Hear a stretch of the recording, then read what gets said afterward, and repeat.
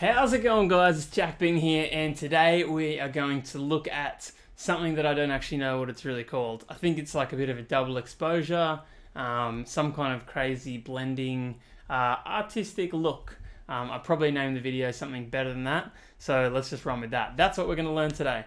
So I kind of made this up myself. I haven't seen any other tutorials on how to do it. There probably are ones out there, but I figured I'd work out my own way how to do it, and I think it's really cool, and best of all, like we like to do it here on this channel, super easy to learn, and kind of easy to expand on, so you can learn the basics and then try it out with heaps of different things. So let's get into it. Intro.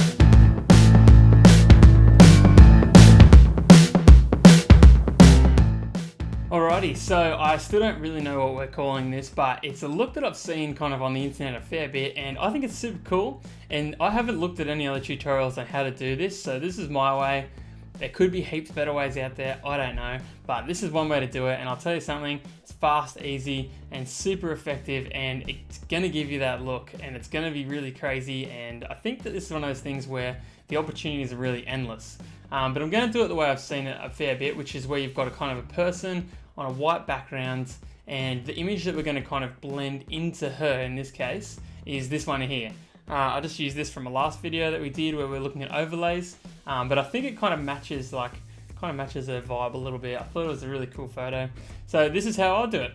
What we're gonna do is I'm gonna add a couple of adjustment layers here. Firstly, what I wanna do is go black and white, just simply keeping it nice and simple. Black and white helps it to kind of blend better, plus it's just the style. Most of these things we're doing is because it's the style of this kind of thing. So as I always say, experiment with it and see how you go yourself. Now what I want to do is I'm going to separate the subject here from the background. So I'm just using the magic wand tool here. I'm just going to select the background because it's white, super easy. It doesn't even have to be perfect. And I'm just going to make a new layer via copy. I'm going to merge the black and white and her just so that they're permanently together because we don't need to worry about that anymore. Now the reason I've separated the background is because I'm going to draw on the subject here. I'm going to basically paint some black over the bits where I want it to show the background more and show that kind of image more. So what I'm going to do is I'm actually going to grab a paintbrush here. I've got black selected. I'm going a fairly big size. Now the size just depends on how big your image is, but no hardness, so really soft.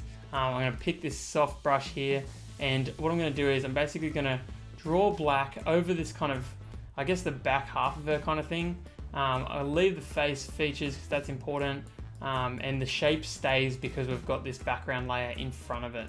So if you got rid of that, you can see I'm just drawing everywhere. But really the important thing is I'm just drawing I'm kind of covering like a part of her that I kind of want to really show that Japanese photo over the top. So yeah, like I said, I'm going to go around the face a little bit here, might even come down here a little bit, and I'm just leaving a little bit. I'm just basically making this up as I go, but yeah, I'm covering kind of a good amount that you're going to see with this photo. Now let's bring the Japanese photo back up. I'm going to make this bigger so it covers the whole thing. Something like that probably is good. And then what I'm going to do is go lighten. And now what that's done instantly is it's let that white background disappear, everything that was over the top of it. And all of a sudden, all the things that were dark, which we just painted, have now gone kind of on top of that subject there. So now that we've done that, we can actually move this around a little bit. So what I found is that this kind of white patch in the middle of the image has kind of made it not as good. So what I'm going to do is I'm actually going to make the image even bigger, so we can take that away from her and actually just get more of these lights and kind of Japanese symbols and things in there. So maybe something a little bit more like that. And I'm actually going to bring down the opacity a little bit as well. Just like maybe, yeah, something like that. Now, what you can do to kind of finish it up, because you can still see some light kind of sections around it, is I'm just going to firstly rasterize that layer. And then I'm just going to select this whole white layer that we've already got here, that we've already selected before. And then go back to, sorry if this is confusing, but I just like to keep it nice and quick, I guess.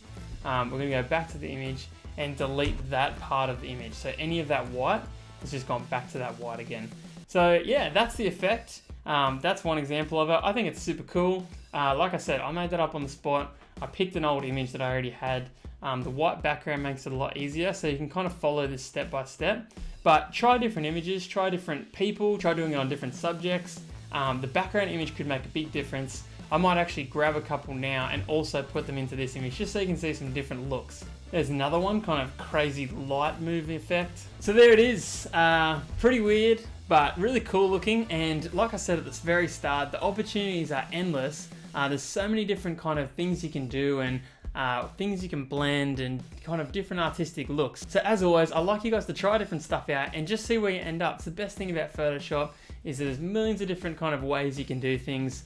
I have my way, and hopefully you can learn off that, but then learn even more to get even better at it and be way better than I am at doing it. So thanks heaps for watching, guys. Hopefully you learned some stuff. If you did, join the fam, click the subscribe button, which is either here or here. I haven't worked out how it works on my camera yet when I'm looking at the screen. I think it's here.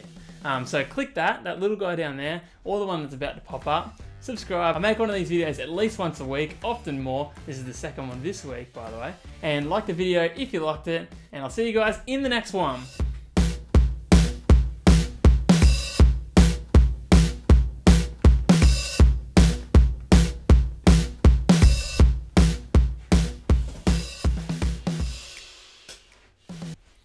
Tell me that was recording.